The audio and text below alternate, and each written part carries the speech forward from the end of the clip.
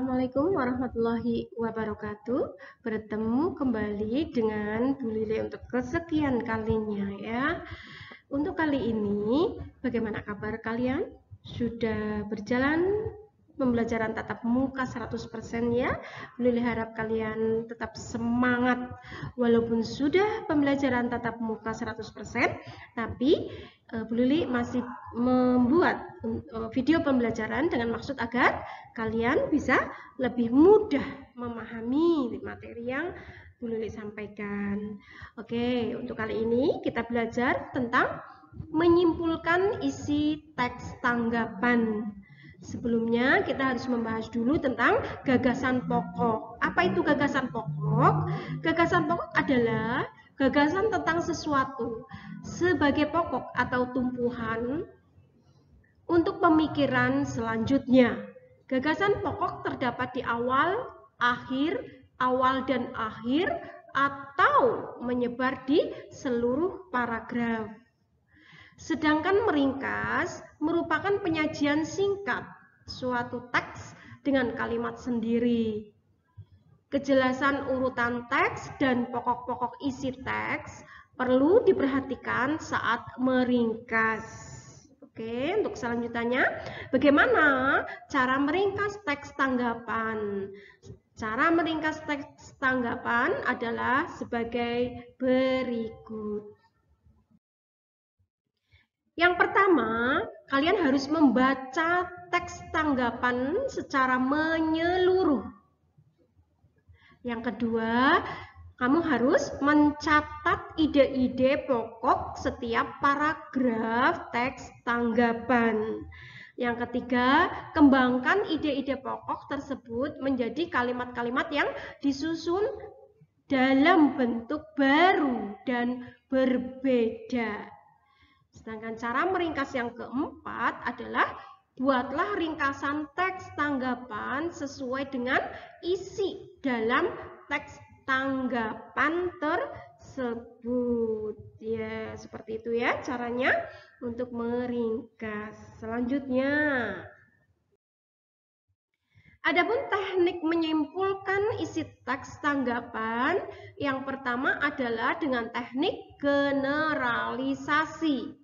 Adalah membuat simpulan dengan cara menarik satu simpulan umum dari beberapa pernyataan khusus.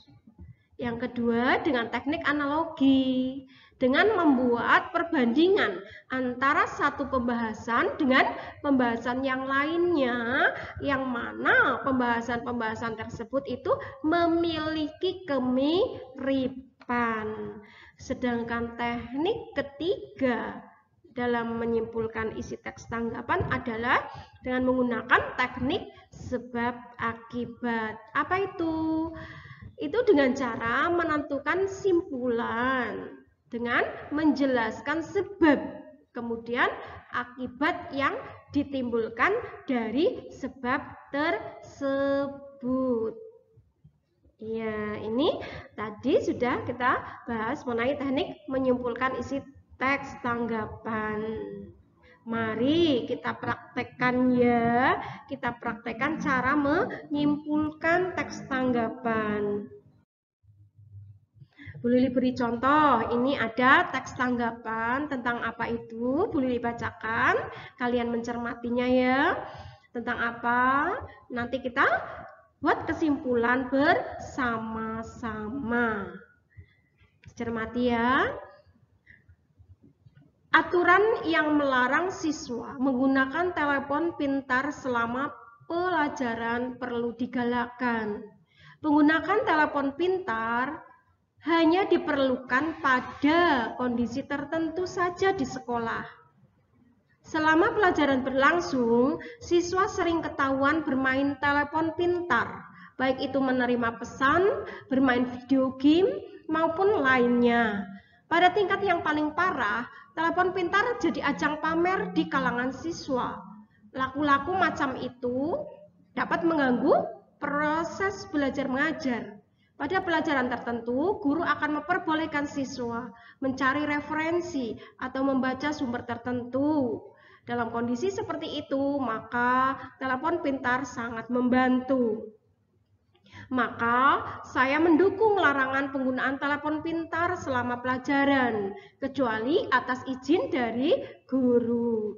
Siswa tidak perlu dilarang membawanya ke sekolah, karena pasti ada kebutuhan tertentu. Namun penggunaannya harus bijaksana dan tepat guna. Oke, ini sudah ada teks tanggapannya tentang apa tadi?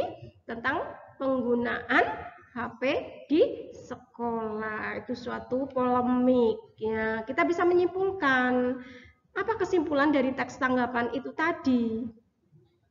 Ya, kesimpulan teks tanggapan di atas adalah siswa diizinkan membawa telepon pintar ke sekolah, namun penggunaannya itu atas izin dari guru dan digunakan secara bijaksana dan tepat guna. Ya, ini caranya menyimpulkan teks tanggapan. Seperti itu ya, anak-anakku sekalian ya. Demikian tadi pembahasan tentang menyimpulkan teks tanggapan. Oke. Terima kasih. Demikian tadi ya pembahasan kita tentang menyimpulkan teks tanggapan. Oke. Tetap semangat belajar di rumah. Tetap menjadi banggaan kedua orang tuamu. Dulu akhiri, wabillahi taufiq wal hidayah. Wassalamualaikum warahmatullahi wabarakatuh.